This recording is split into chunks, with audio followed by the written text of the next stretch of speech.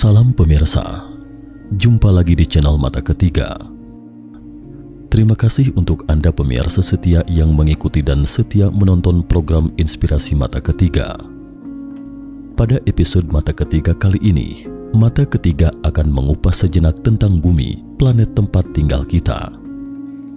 Seperti apakah bumi itu? Mari kita kembali sejenak ke lebih dari 2000 tahun silam. Ketika itu, manusia di bumi percaya bahwa bumi kita adalah pusat dari alam semesta dan semua planet berputar mengelilingi bumi. Apakah ini masuk akal? Pandangan ini berlanjut selama 1800 tahun sampai seseorang mengajukan teori yang tidak sama sekitar 500 tahun yang lalu. Orang itu adalah Nicolaus Copernicus. Untuk diketahui, Nicolaus Copernicus atau Niklas Copernik adalah seorang astronom, matematikawan, dan ekonom berkebangsaan Polandia yang mengembangkan teori heliosentrisme tata surya. Melalui pengamatan dan perhitungannya, Copernicus menemukan besar kemungkinan tidak semua benda langit beredar mengelilingi bumi, tetapi bumi berputar mengelilingi matahari.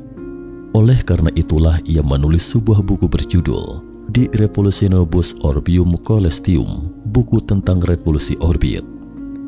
Untuk pertama kalinya, dalam buku itu menyebutkan bahwa bumi kita berputar mengelilingi matahari. Ketika teori ini dikemukakan, tidak ada yang menerimanya. Tetapi seiring dengan semakin banyak penelitian dan perhitungan oleh para astronom, secara bertahap mereka mulai menemukan bahwa apa yang dikatakan Copernicus itu mungkin benar. Kemudian dari pandangan teori geosentris secara bertahap menjadi teori heliosentris. Geosentris artinya semua benda-benda langit berputar mengelilingi bumi. Heliosentris artinya semua benda-benda langit berputar mengelilingi matahari. Seiring dengan perkembangan teori heliosentris, orang-orang pun secara bertahap mengemukakan pandangan bahwa bumi kita ini adalah salah satu planet biasa dari sekian banyaknya bumi di alam semesta. Pandangan ini disebut prinsip Copernicus.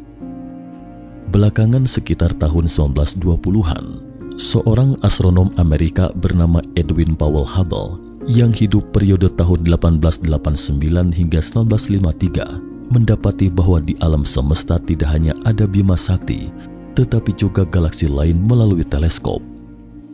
Temuan Hubble ini membuat orang-orang mulai menyadari bahwa besarnya alam semesta ini jauh di luar bayangan kita, hingga kemudian semakin menguatkan pandangan bahwa bumi kita ini hanyalah salah satu planet biasa di segenap alam semesta.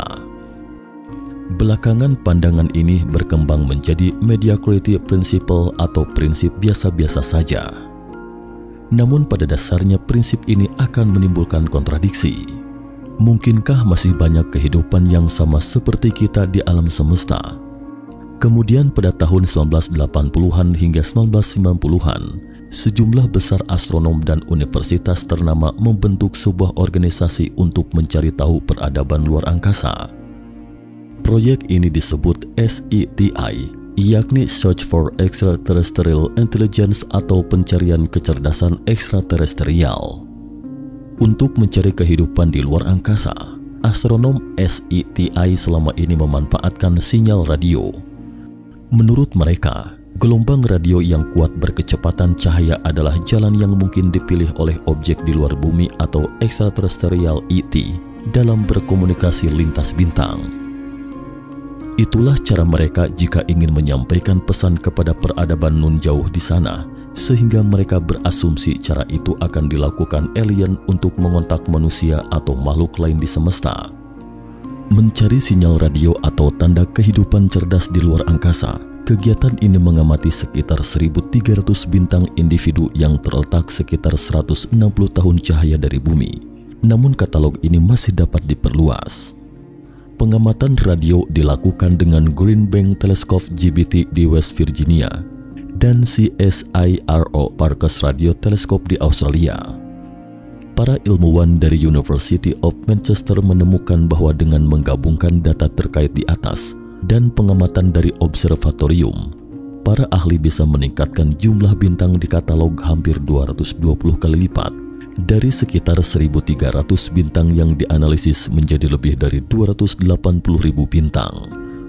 Kehidupan ekstraterestrial, kehidupan yang tidak berasal dari bumi, begitu sebutannya yang merujuk pada pencetusan bahwa tidak mungkin di jagat semesta yang maha luas dan bertabur miliaran planet ini, hanya ada bumi seorang yang planetnya memiliki peradaban.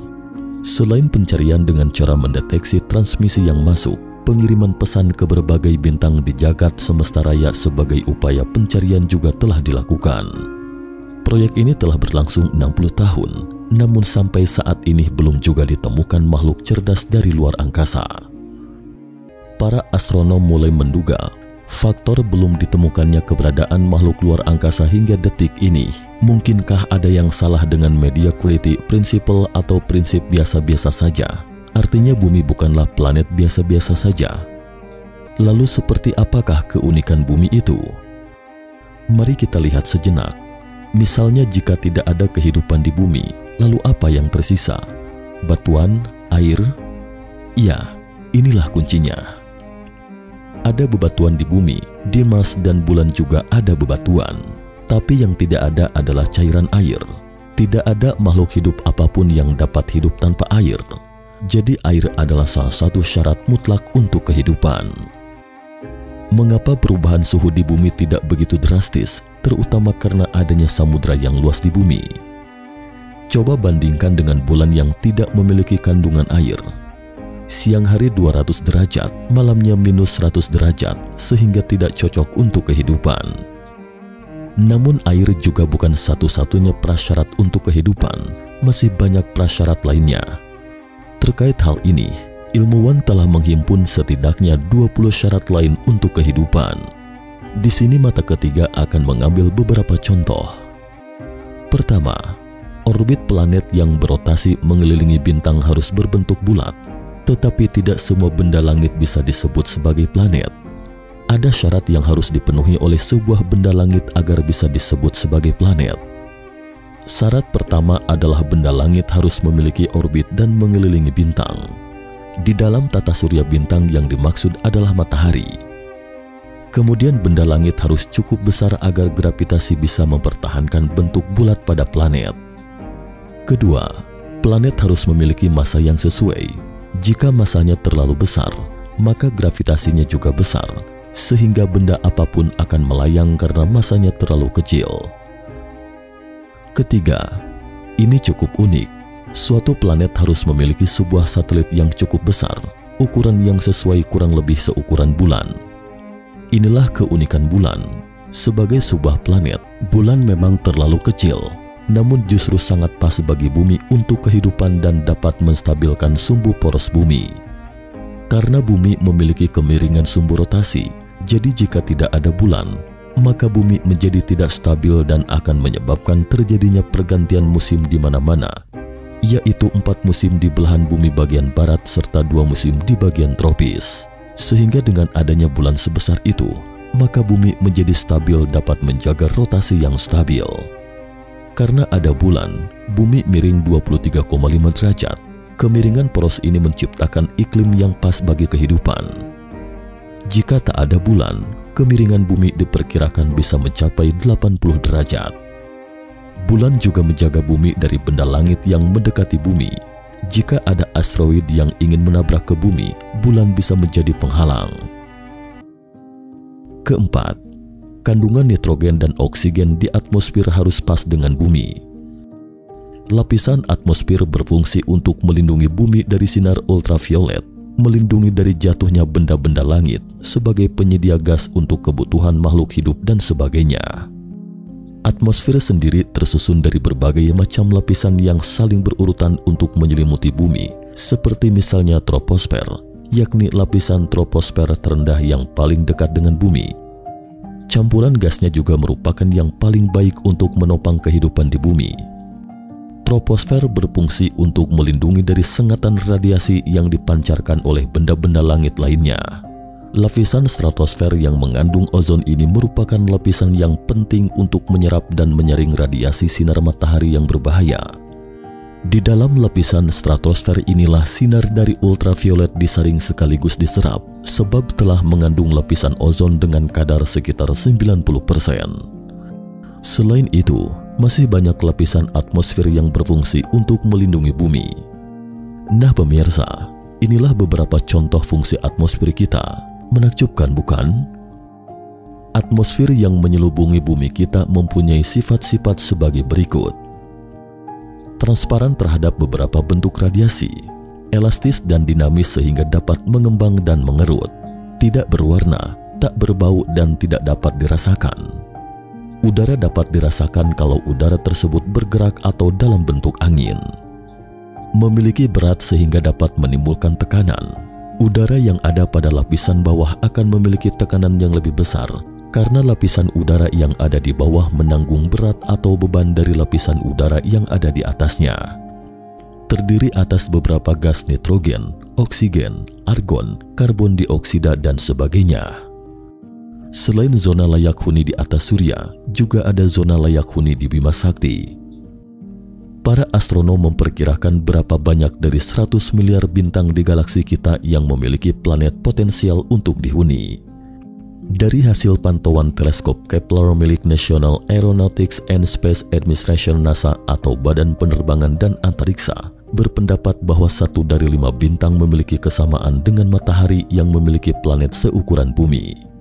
Planet-planet tersebut dikategorikan sebagai potensial huni karena memiliki zona atau jarak tertentu dengan matahari, sehingga suhu planet dapat menjaga air sebagai elemen kunci kehidupan tetap berada dalam bentuk cair di permukaan.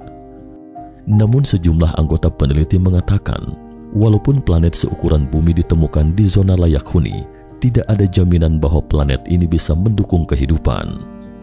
Beberapa mungkin memiliki atmosfer yang sangat tipis sehingga permukaan akan memiliki suhu panas. Bumi memang unik. Planet ketiga dari tata surya ini merupakan planet terbesar kelima dalam sistem yang mengelilingi matahari. Di antara semua planet, Bumi memang memiliki kemiripan dengan Venus sehingga sering dianggap dua planet kembar. Tapi ukuran Bumi sedikit lebih besar dari Venus, yakni 12.756 km dengan massa 5,9 triliun kilogram. Meskipun Bumi memiliki kemiripan dengan Venus dan dianggap kembar, tetap saja ada perbedaan. Bumi merupakan planet yang punya kehidupan. Bahkan sampai saat ini belum ada planet lain di tata surya maupun di bintang lain yang memiliki kehidupan seperti di Bumi. Kehidupan di Bumi bisa terbentuk dan bertahan karena Bumi punya air dalam wujud cair. Diperkirakan 71% permukaan Bumi adalah lautan sedangkan daratan hanya 29%. Dari seluruh air yang ada di Bumi, 97% adalah air asin dan hanya ada 3% air tawar. Bumi bisa punya lautan karena planet yang juga rumah kita ini berada pada jarak yang ideal dari matahari. Bumi berada pada jarak 150 juta kilometer dari matahari. Pada jarak tersebut, temperatur permukaannya cukup hangat yakni 14 derajat Celcius sehingga air di permukaan Bumi bisa tetap cair. Seandainya Bumi terlalu dekat dengan matahari, maka air bisa menguap, sedangkan kalau terlalu jauh, air justru membeku jadi es. Bumi bukan hanya sebuah planet yang sangat cocok untuk kehidupan kita, tetapi juga merupakan sebuah tempat yang sangat ideal untuk mengamati alam semesta. Kalau kita melihat ke langit, kita bisa melihat planet-planet lain. Ada yang bisa dilihat dengan mata telanjang seperti Merkurius, Venus, Mars, Jupiter, dan Saturnus. Ada pula yang membutuhkan teleskop seperti Uranus dan Neptunus. Tapi bagaimana dengan penampakan Bumi? Mirip dengan ketika kita melihat planet lain yang hanya tampak sebagai titik terang di langit malam, Bumi pun tampak seperti titik redup di langit. Ini juga mengapa kita sangat tertarik mengamati benda langit di alam semesta. Mengapa tertarik untuk mengamati alam semesta? Mungkin inilah salah satu faktor untuk apa manusia eksis di dunia. Jika di muka Bumi ini hanya ada hewan, tanaman, atau apapun itu, juga tidak ada artinya melihat semesta alam. Dari sudut pandang ini, adanya manusia di Bumi jadi terlihat alami. Coba kita renungkan sejenak. Kita manusia adalah satu-satunya makhluk di Bumi yang dapat mengamati, berpikir, menganalisis, dan menjelajahi alam semesta. satu-satunya makhluk di bumi yang dapat memahami hukum alam semesta. Yang disebut hukum alam semesta di sini adalah hukum fisika. Kita sekarang memahami apa itu lubang hitam atau apapun itu. Para astronom mengetahui seberapa jauh dan berat masa mereka melalui berbagai perhitungan ilmiah. Inilah beberapa hukum dasar alam semesta. Kita, manusia, bisa memahami ini. Sebenarnya hal ini juga menjadi salah satu alasan utama mengapa banyak fisikawan terkenal mulai percaya pada Tuhan di masa tua mereka, seperti Galileo, Newton, Einstein, dan Tesla. Para ilmuwan ini mencetuskan pandangan di masa-masa tua mereka. Menurut pandangan mereka, alam semesta itu mungkin diciptakan oleh suatu peradaban cerdas, dan peradaban ini mirip dengan peradaban kita, manusia bumi. Mengapa? Jika peradaban kita berbeda dengan mereka, kita tidak akan bisa memahami hukum alam semesta. Ketika kita bisa memahaminya, itu berarti pola pemikirannya sama dengan kita ketika alam semesta diciptakan. Kalau tidak, kita tidak bisa memahaminya sama sekali, sama seperti mekanika kuantum. Kita hanya dapat mengamati mekanika kuantum tetapi tidak dipahami. Mengapa bisa begitu? Bagaimana ia memancarkan dan mentransmisikan sinyal sama sekali tidak dapat kita pahami sekarang. Tetapi kita dapat memahaminya dari perspektif makro, artinya penciptaan alam semesta ini terbagi dua bagian. Bagian dari penciptaan makro ini mirip dengan peradaban kita, sementara penciptaan mikrokosmos sama sekali berbeda dari peradaban kita karena diciptakan oleh sekelompok lainnya. Kemampuan untuk memahami alam semesta maupun keinginan untuk menjelajahi alam semesta ini tidak terjadi melalui evolusi alami. Karena hal ini sama sekali tidak ada hubungannya dengan kelangsungan hidup, sehingga keberadaan manusia pasti memiliki makna yang istimewa. Maknanya terletak di alam semesta. Kita manusia dilahirkan untuk alam semesta, bukan untuk bumi. Dari kesimpulan ini, keberadaan bumi dan manusia sama sekali bukan kebetulan, tapi sengaja diciptakan untuk tujuan tertentu, dan tujuan ini kemungkinan besar memiliki hubungan yang sangat erat dengan alam semesta. Pemirsa, cukup sekian dulu Mata Ketiga edisi kali ini. Sampaikan pendapat Anda tentang konten video Mata Ketiga di kolom komentar. Jangan lupa tinggalkan pesan agar Mata Ketiga bisa lebih baik dan semakin baik ke depannya mengungkap misteri dunia. Terima kasih atas perhatiannya. Sampai jumpa.